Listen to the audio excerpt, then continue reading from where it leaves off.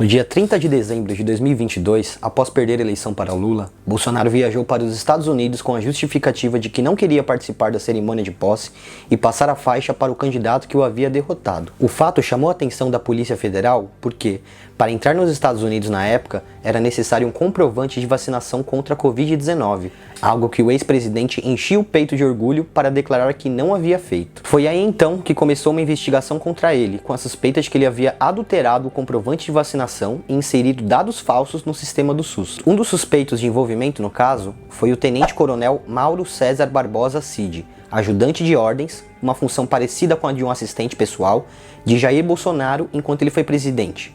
Com isso, Mauro Cid foi alvo de quebra de sigilo telefônico pela PF e teve seu celular apreendido. Porém, o que os investigadores descobriram enquanto analisavam o telefone do tenente-coronel foram crimes muito mais graves e com penas muito maiores do que a adulteração de documentos. Eles descobriram que, enquanto ajudante de ordens do presidente, Mauro Cid participava de uma organização criminosa envolvendo militares do alto escalão para dar um golpe de Estado e anular as eleições brasileiras de 2022.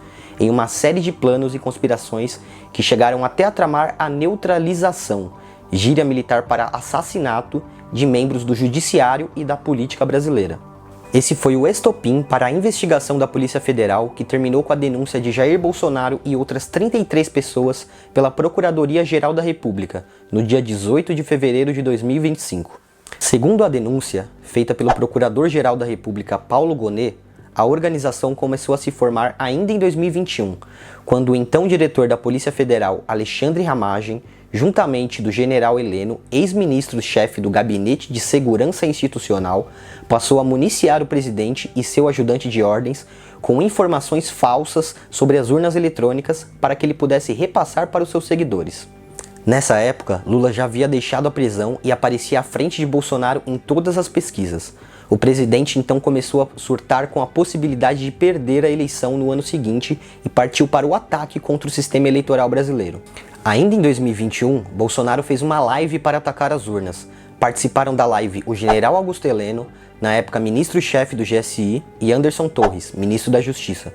No dia 7 de setembro, o ex-presidente convocou uma manifestação contra o STF e as urnas, onde ele também chamou o ministro Alexandre de Moraes de canalha e afirmou que não iria respeitar as decisões do Supremo. Em 2022, a organização começou a ser encorpada por membros do alto escalão militar brasileiro, entre eles os chamados Kids Pretos, militares do Comando de Operações Especiais, especializados em táticas de infiltração, recrutamento e treinamento de civis para ações militares de insurreição. Entre esses militares, destaca-se o general Mário Fernandes, figura próxima a Bolsonaro e que teve papel de destaque no seu governo. Lembre-se desse nome, porque ele vai aparecer novamente. No dia 5 de julho de 2022, Bolsonaro convocou uma reunião ministerial para discutir métodos de ataques às urnas. A reunião foi gravada e o vídeo foi obtido pela Polícia Federal e divulgado pela imprensa. Estavam presentes nela Bolsonaro, Mauro Cid, o ajudante de ordens do presidente, o general Augusto Heleno, ministro-chefe do Gabinete de Segurança Institucional, Anderson Torres, ministro da Justiça, o general Mário Fernandes, número 2 na Secretaria-Geral da Presidência, e o general Braga Neto, ex-ministro-chefe da Casa Civil e vice na chapa de Bolsonaro nas eleições de 2022, e o general Paulo Sérgio Nogueira, ministro da Defesa, além dos comandantes do Exército, da Marinha e da Aeronáutica. Bolsonaro começou a reunião falando da aprovação da PEC da Bondade na Câmara dos Deputados, que deu a ele 41 bilhões de reais para aumentar o valor do Auxílio Brasil de 400 para 600 reais.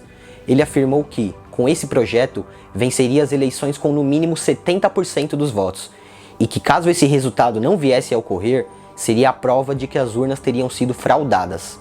A Câmara deve votar hoje a PEC da Bondade, como é chamada, né?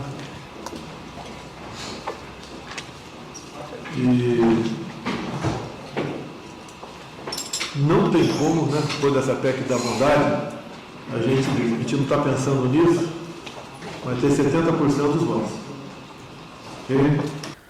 Sem apresentar provas e de um jeito um tanto quanto atrapalhado, difícil de entender, ele começou a balbuciar sobre a ligação do PT com o narcotráfico e afirmou também que os institutos de pesquisa, que nesse momento colocavam Lula acima dos 40% e próximo de ganhar a eleição no primeiro turno, estavam em conluio com o TSE e o STF. O narcotráfico, temos informações do general Carvajal, lá da Venezuela, que está preso na Espanha. Ele já fez a operação premiada dele lá. Por 10 anos abasteceu o dinheiro do narcotráfico, Lula da Silva, Cristina Kirchner, Evo Morales, essa turma toda que vocês conhecem. E a gente vê que o Datafolha continua mantendo a posição de 45% e por vezes falando que o Lula ganha no primeiro turno. Eu acho que ele ganha sim. As pesquisas estão exatamente certas, de acordo com os números que estão dentro dos computadores do TSE. Porque os caras estão preparando tudo, pô, para o Lula ganhar no primeiro turno, na fraude. Vou mostrar como e por quê. Alguém acredita que em Fachin, Barroso, Alexandre de Moraes? Alguém acredita? Secretário, levanta o braço. Para vocês verem, não tem como esse cara ganhar a eleição no voto. Não tem como ganhar no voto. Após essa fala, Bolsonaro declarou que não poderia ficar sozinho nessa guerra e convocou seus ministros para se manifestarem. Falaram em seguida e respaldando o então presidente Alexandre Ramagem, General Braga Neto, Anderson Torres, General Paulo Sérgio Nogueira, General Mário Fernandes e General Augusto Heleno. Esse último proclamou: não vai ter segunda chamada da eleição, não vai ter revisão do VAR. Então, o que tiver que ser feito, tem que ser feito antes das eleições. Se tiver que dar soco na mesa antes das eleições, se tiver que virar a mesa antes das eleições, depois das eleições será muito difícil que tenhamos alguma nova perspectiva. No dia 29 de julho de 2022, alguns meses antes da eleição, Bolsonaro convocou diversos embaixadores de países estrangeiros no Brasil para apresentar falsas denúncias contra o sistema eleitoral brasileiro. Entre elas, afirmou que tinha vídeos que mostravam pessoas apertando o número 17 e virando 13 na eleição de 2018. Eu teria dezenas e dezenas de vídeos para passar para os senhores por ocasião das eleições de 2018, onde o eleitor ia votar e simplesmente não conseguia votar, ou quando ele apertava o número 1 e depois ia apertar o 7, aparecia o 3 e o voto ia para outro candidato. O contrário, ninguém reclamou. Temos quase 100 vídeos de pessoas reclamando que foram votar em mim e, na verdade, o voto foi para outra pessoa. Nem um vídeo de alguém que foi votar o outro candidato e, porventura, apareceu o meu nome. Horas após o evento, o ministro do STF, então presidente do TSE, Edson Fachin, leu uma carta desmentindo ponto a ponto do que havia sido apresentado por Bolsonaro aos embaixadores. Pela reunião e também por divulgar as mesmas informações falsas em lives nas redes sociais, Bolsonaro foi condenado à inelegibilidade por 8 anos no TSE. Mesmo sabendo que nenhuma prova de fraude contra as urnas eletrônicas haviam sido encontradas, a organização seguiu espalhando mentiras.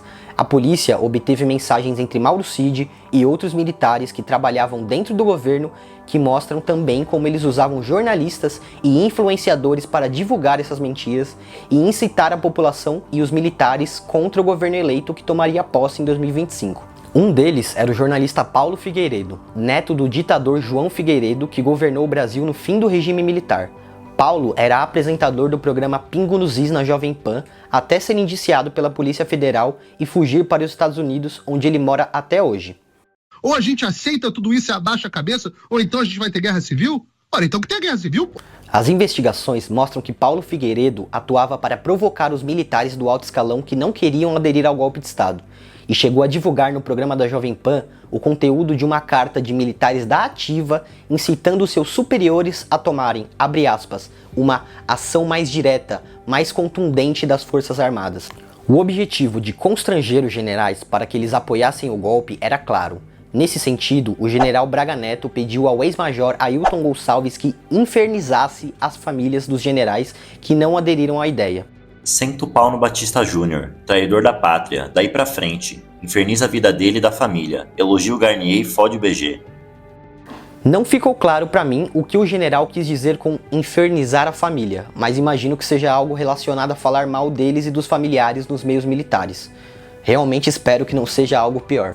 No mês seguinte à eleição, deu-se início à fase mais atroz da tentativa de golpe de Estado, o plano Punhal Verde-Amarelo, encontrado em um HD externo em posse do general Kid Preto Mário Fernandes, então número 2 da Secretaria-Geral da Presidência. O plano tinha como objetivo o monitoramento e, posteriormente, a neutralização de 3 pessoas descritas como Joca, Jeca e Juca, que, segundo a PGR, seriam, respectivamente, Geraldo Alckmin, Lula e Alexandre de Moraes. O documento especulava possibilidades de assassinato, como envenenamento ou execução a tiros, e citava materiais que poderiam ser usados na empreitada, como pistolas, metralhadoras e carros blindados. O plano foi impresso pelo general Mário Fernandes no Palácio do Planalto, e isso já foi comprovado por registros no Palácio. Em seguida, segundo a PGR e a delação de Mauro Cid, teria sido levado pelo próprio ao Palácio da Alvorada, para a autorização do presidente Bolsonaro. Registros no Palácio da Alvorada também mostram que Cid esteve no local, visitou Bolsonaro e saiu logo em seguida. A defesa de Mário Fernandes não nega a existência do documento, mas afirma que o general não o apresentou a ninguém.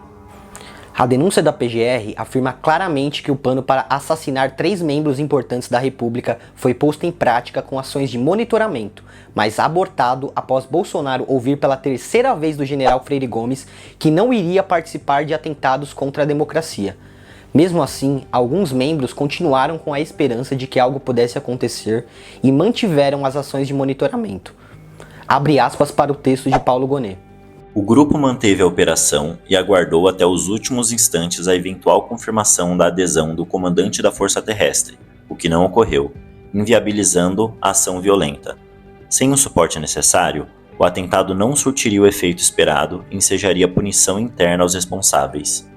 Mesmo diante da resistência dos militares de alta patente, identificou-se que o grupo prosseguiu nas ações de monitoramento por alimentar a expectativa de situações socialmente anômalas que pudessem provocar a ação armada que desejavam. Na delação de Mauro Cid, o ajudante de ordens afirmou que o monitoramento do ministro Alexandre de Moraes, mesmo após a missão ser abortada, foi um pedido do próprio presidente Jair Bolsonaro.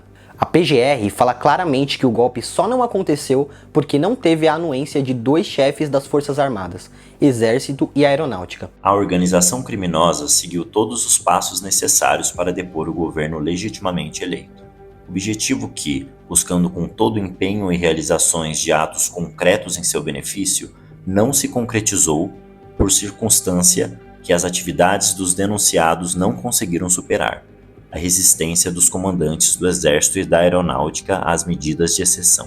A falta de apoio das Forças Armadas à intentona golpista do presidente e de alguns próximos a ele ficou evidenciada em 2 reuniões no mês de dezembro de 2022. Nas ocasiões, o presidente apresentou aos 3 chefes das Forças Armadas uma proposta de decreto presidencial que expedia estado de sítio no prédio do STF, anulação das eleições de 2022 e prisão do ministro Alexandre de Moraes. O decreto foi redigido por Felipe Martins, assessor especial do presidente para assuntos internacionais, e seu conteúdo foi apresentado pela primeira vez em 7 de dezembro de 2024, aos comandantes da Marinha, Almirante Garnier Santos, e do Exército, General Freire Gomes. Na ocasião, o chefe da Aeronáutica estava dando aulas no interior de São Paulo e não pôde comparecer. O General Freire Gomes, do Exército, rejeitou prontamente a ideia, afirmou ao presidente que não iria participar de tentativas de reversão das eleições e deixou a sala. Acreditando que ainda poderia convencer os chefes das Forças Armadas, Bolsonaro reescreveu o decreto com a ajuda do ministro da Justiça Anderson Torres e convocou uma nova reunião na semana seguinte. Nesse meio tempo, ele veio a público falar para seus apoiadores que não dependia só dele, mas que confiava nas Forças Armadas. Abre aspas para o ex-presidente. Tenho certeza que entre as minhas funções garantidas na Constituição é ser o chefe supremo das Forças Armadas. As Forças Armadas são essenciais em qualquer país do mundo. Sempre disse isso ao longo desses 4 anos, que as Forças Armadas são o último obstáculo para o socialismo. As Forças Armadas, tenho certeza, estão unidas. As decisões, quando são exclusivamente nossas, são menos difíceis e menos dolorosas, mas quando elas passam por outros setores da sociedade, elas são mais difíceis e devem ser trabalhadas. Se algo der errado, é porque eu perdi minha liderança. Quem decide o meu futuro, para onde eu vou, são vocês. Quem decide para onde vão as Forças Armadas, são vocês.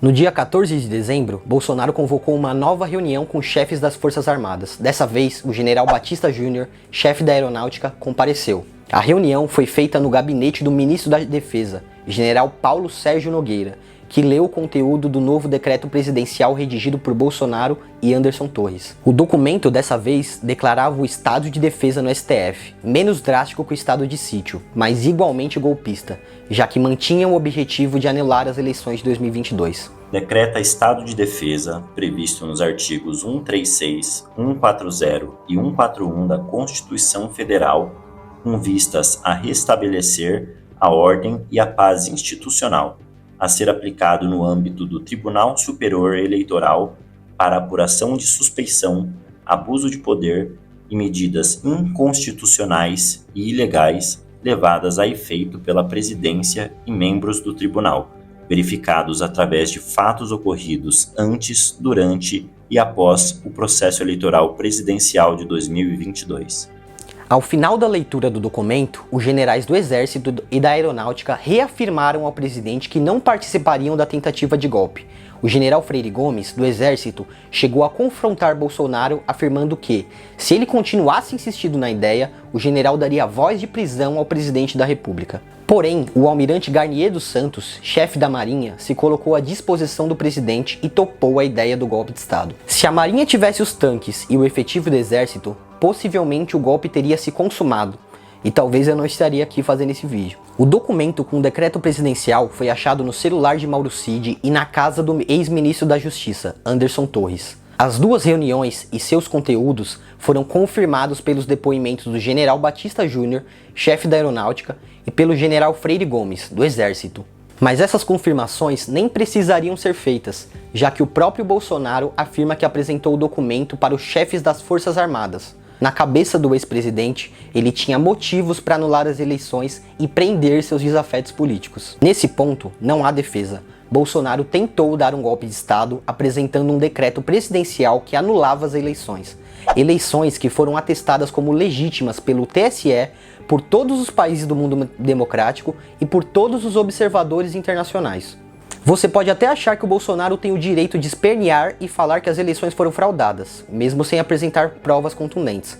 Mas ele não tem o direito de virar a mesa, nas palavras do general Heleno, naquela primeira reunião, ainda em julho de 2022. Nesse sentido, o vídeo poderia terminar aqui, até porque 90% da denúncia da PGR é composta por essas conspirações palacianas com o objetivo de convencer o alto escalão do exército a embarcar em um golpe de Estado. Mas não é aí que a história acaba, e os outros 10% você já deve imaginar do que se trata. No dia 8 de janeiro de 2023, por volta das 13 horas, cerca de 4.000 manifestantes bolsonaristas e pró-intervenção militar saíram da frente do quartel-general do Exército em Brasília e marcharam em direção à esplanada dos ministérios. Chegando ao local, a multidão se dispersou em 3 grupos. Os 3 conseguiram romper a barreira dos poucos policiais militares que protegiam o Palácio do Congresso Nacional, o Palácio do Planalto e o Palácio do Supremo Tribunal Federal, e protagonizaram cenas de violência e vandalismo nos prédios públicos. Especialistas ouvidos pela revista Piauí afirmaram que a dispersão do bando em 3 grupos indica coordenação militar, possivelmente dos Kids Pretos, já que vai contra o instinto natural de uma multidão de permanecer unida e seguir no mesmo sentido. O uso dos gradis como escada e o fato dos manifestantes terem conseguido derrubá-los, empurrando nos locais certos e ao mesmo tempo, também indica infiltração dos Kids Pretos, segundo esses especialistas. E, segundo a PGR, havia pelo menos um Kid Preto em contato constante com os manifestantes. O general Mário Fernandes, o mesmo que encabeçou o plano Punhal Verde-Amarelo, que tinha como objetivo neutralizar Lula, Alckmin e Alexandre de Moraes, esteve presente nos acampamentos golpistas nos dias 2, 5, 13 e 18 de novembro de 2022. Ele também enviava áudios para os líderes pedindo que continuassem mobilizados e repassava demandas dos manifestantes para o Mauro Cid, como o pedido para que fossem retirados mandados de busca e apreensão, contra caminhões que participavam dos atos, pedido ao qual o ajudante de ordens respondeu: "Pode deixar que eu vou comentar com ele", referindo-se ao presidente Jair Bolsonaro. As investigações também descobriram que havia laços estreitos entre o general Mário Fernandes e um líder das manifestações chamado Rodrigo Yasuo Faria, que pedia orientações para o militar. No dia 13 de dezembro de 2022, após a sede da Polícia Federal em Brasília sofrer uma tentativa de invasão por parte dos manifestantes, Rodrigo mandou a seguinte mensagem para o general: "O senhor está acompanhando? Peço uma orientação, por favor, Brasil." O general também falou com pelo menos outros 3 líderes das manifestações. Em uma mensagem para o José Luiz Flávio, ele instruiu: Tem que dar uma pressionada na esplanada, tem que dar uma pressionada no legislativo e no judiciário, até mesmo para corroborar a mensagem. A última mensagem, que foi transmitida no dia de ontem pelas Forças Armadas, foi um aviso claro para o legislativo, que está inerte, passivo, e para o judiciário, que está cometendo atos autocráticos e inconstitucionais. Mauro Cid também mantinha contato direto com os manifestantes e afirmou em delação que repassava suas demandas para o presidente. Ele confirmou que o presidente estimulava os atos antidemocráticos e via neles a possibilidade de convencimento do alto escalão das Forças Armadas para que elas aceitassem seu decreto que determinava o golpe.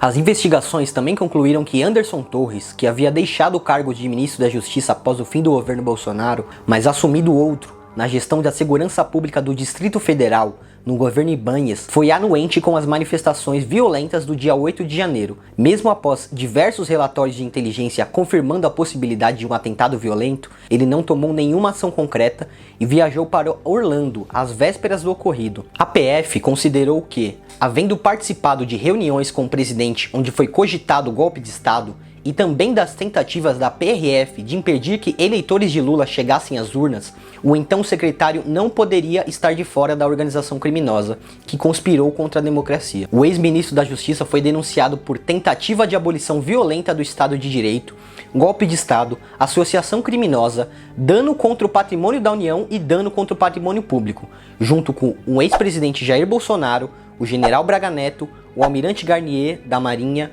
o ex-ministro da Defesa, general Paulo Sérgio Nogueira, o ex-ministro-chefe do GSI, general Augusto Heleno, o ajudante de ordens Mauro Cid e o ex-diretor-geral da PF, Alexandre Ramagem, além de outros 26 envolvidos. Esse vídeo foi baseado na denúncia da Procuradoria-Geral da República enviada ao Supremo Tribunal Federal e também em outros 2 vídeos que eu vou colocar aqui em sequência para vocês assistirem.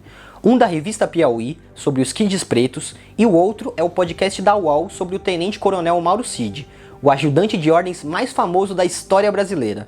Esse último é imperdível para quem quiser conhecer melhor sobre os detalhes da sua delação e da trama contra a República. Também vou deixar o link com a denúncia completa da PGR aqui nos comentários. São 272 páginas onde o procurador-geral Paulo Gonet destrincha as minúcias da conspiração com uma quantidade assustadora de provas. Para quem lê, fica claro que os envolvidos, principalmente os militares do alto escalão como o general Mário Fernandes, tinham certeza absoluta de que não seriam punidos, pois não se deram ao trabalho de limpar nada do rastro deixado. Dito isso, e adicionando que o próprio presidente não nega boa parte das acusações, como a proposição de uma minuta golpista decretando o estado de sítio que anularia as eleições, acho que posso deixar minha opinião aqui. Bolsonaro tentou dar um golpe de Estado e será preso por isso. Eu só espero que, depois que isso acontecer, que a gente possa superar esse evento e as brigas em relação a isso. Que a gente possa seguir em frente para discutir e gastar nossa energia com aquilo que realmente importa. Que com certeza não passa por urnas eletrônicas, artigo 142 e outros temas insanos que não vão levar a lugar nenhum. E, quem sabe, que a gente possa superar o bolsonarismo também. Ano que vem, o Brasil terá novas eleições presidenciais e, na minha opinião, o governo Lula III não está no mesmo nível dos outros 2. Boa parte das pesquisas de intenção de voto e de aprovação do governo mostram que a direita tem chance. Então aqui vai uma provocação aos bolsonaristas, se é que algum bolsonarista chegou até aqui. Você acha que a direita tem mais chance de vencer o Lula falando de inflação e segurança pública ou pedindo anistia pra gente que foi na porta de quartel defender golpe de Estado, invadiu e depredou a sede dos poderes em Brasília? Segundo pesquisa da Quest, feita entre os dias 27 e 31 de março de 2025, 56% dos brasileiros não querem anistia e acham que os condenados do dia 8 de janeiro devem cumprir suas penas. Além disso, contrasta muito com a visão de lei e ordem que a direita quer passar. Mesmo assim, o projeto da anistia não sai da boca de Bolsonaro e dos seus funcionários. Óbvio, afinal, tudo que ele quer nesse momento é fugir da cadeia. Ele não liga para as pessoas que foram presas tentando dar um golpe. Ele queria elas fazendo aquela bagunça, para quem sabe assim, os chefes do Exército e da Aeronáutica aceitassem seu pedido de anulação das eleições. Mas, como não der certo, agora ele fala em anistia. E daqui do meu lado, na esquerda, tem gente que até acha bom que a direita seja refém de uma figura enfraquecida, condenada e presa, que é como o Bolsonaro deve estar ano que vem. Mas é ruim pro Brasil. Enquanto a gente fala em anistia e 8 de janeiro, perdemos tempo que poderia ser usado debatendo temas fundamentais para um país pobre como o nosso. A prova disso é que a oposição está prometendo barrar qualquer proposta no Congresso caso a anistia não seja pautada. Ou seja, um tema importante como a reforma tributária fica de lado. E eu imagino que ninguém que ganha entre 3 e 5 mil reais, mesmo sendo bolsonarista, quer ter sua isenção no imposto de renda adiada porque a Câmara está parada discutindo anistia. Eu quero gastar minha energia debatendo com a direita sobre economia, saúde e educação, coisas que importam. Coisa que a gente fala aqui no canal. Se você não me conhece, meu nome é Gabriel Félix e esse aqui é o Surreal Politique. Se você gostou desse vídeo, deixa o like, se inscreve no canal e veja nossos outros vídeos. No último, falamos sobre a Coreia do Norte e por que tantos youtubers de esquerda caem na armadilha de defendê-la. Mas também temos um vídeo sobre as causas da eleição do Trump nos Estados Unidos, nosso primeiro, e uma entrevista com o economista Vinícius Nunes. Nosso canal tá no início ainda e seu apoio é muito importante pra gente continuar fazendo esse trabalho aqui. Muito obrigado.